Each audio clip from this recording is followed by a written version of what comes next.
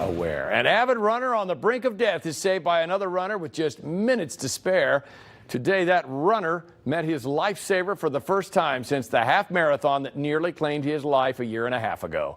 Fox 4's Melissa Stern was there for the reunion that almost didn't happen. It was definitely not anything that I had anticipated. My body was sending me signals with cramping in a few races prior to this that I hadn't experienced before. 54-year-old Tom Groniger describes himself as an avid runner and a typically healthy person. But during the Running with the Cows half marathon a year ago, he suffered a heart attack. Some chest tightness.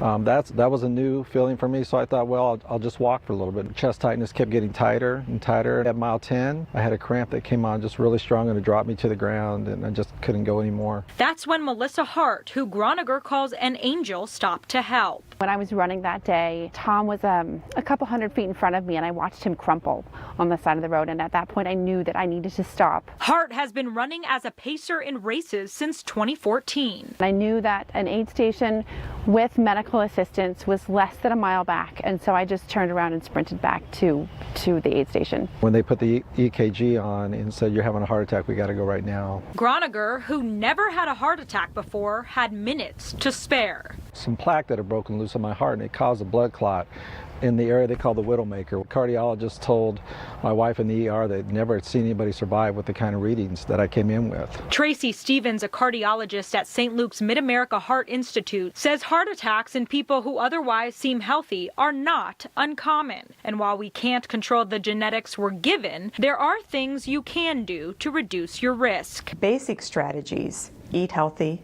stay active, ideal body weight, don't smoke, limit alcohol, and avoid prolonged sitting.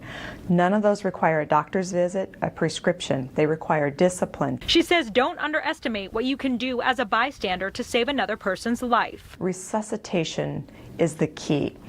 Time is muscle. I was very lucky that Melissa came along when she did and stopped and gave me help. Melissa Stern, Fox 4 News.